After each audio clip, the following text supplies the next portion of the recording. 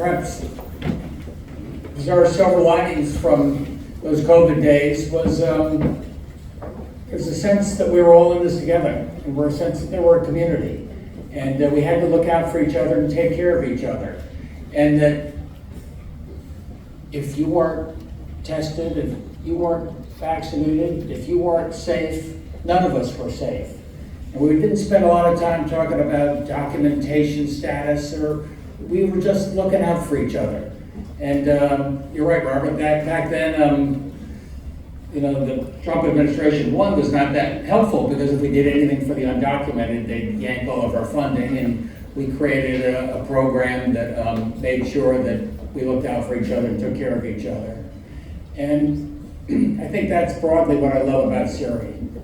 So it's in everything that you're doing, and Francis, when we were there at your beautiful home, just a little bit of humanity in an era where we're sadly in need of humanity, and looking out for each other and caring for each other, and remembering that we're all God's children. And I love the Soiree mission. Before I was doing this current gig, I was very involved in an NGO relief organization called Mercy Corps. And I went around the world with Mercy Corps, visiting a number of relief agencies and refugee camps. And I remember one like yesterday. It was called Soiree. It was in Jordan. And there were maybe 100,000 Syrians there.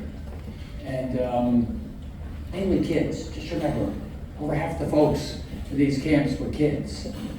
And they're going to school, and Erica had made them these metallic cabins that were like microwave ovens, but it was a roof over their head.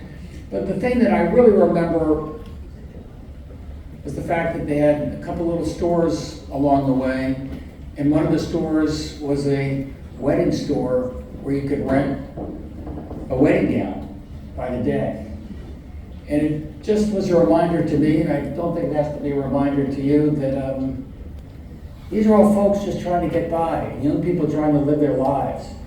And that's what we're trying to do here in the state of Connecticut as well, where there are people trying to tear us apart and tell us what we don't have in common and separate us from each other. And that's not what Soiree does. Soiree reaches out every day, and I think, Susan, you represent, the very best of our angels, and the love and caring that is we need. And we need you more than ever, Soiree, because the current administration again is sort of tough, and they're yanking funding from us, they're yanking funding from you, and we need each and every one of you to stand up and help. What we're doing. I've got Thea Montanez. She's our go-between for this community and broader communities as we try and step up and make up some of the shortfall that's hitting us right now. And sometimes we just don't humanize this enough. Oh my, they're going to cut off WIC funding for the foreseeable future. This is funding for young moms earning $30,000, $40,000 a year. They got a kid or two. We get them maybe $50 a week so they can get formula and some little bit of extra support. And there's a certain callousness out there. We can cut this is the shutdown of the government. We got to figure something out. SNAP benefits. That's coming up in about 2 weeks. SNAP benefits is for probably 200,000 families in the state.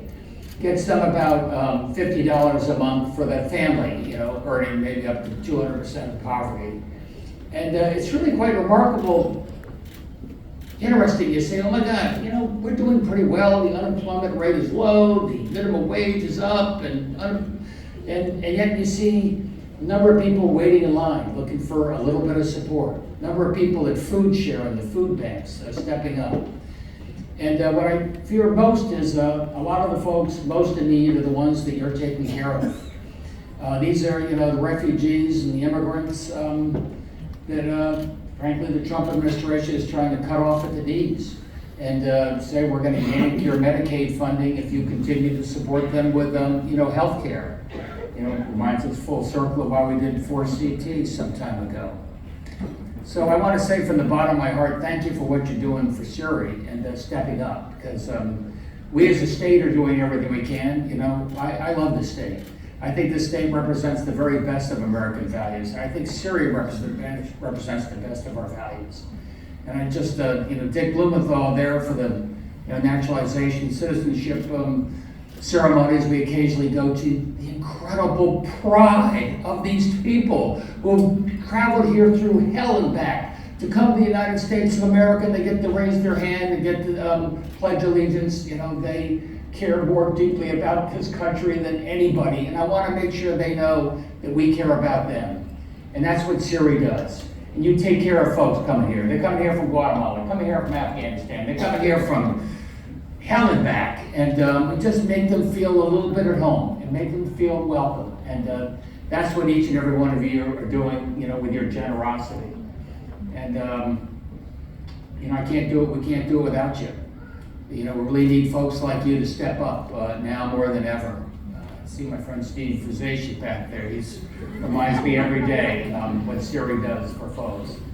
So thank you for what you do. I want you to step up. I think you got this little paddle there. Feel free to wave it this evening, because you're going to be saving lives and really representing the best of what this country is all about. Take care, everybody.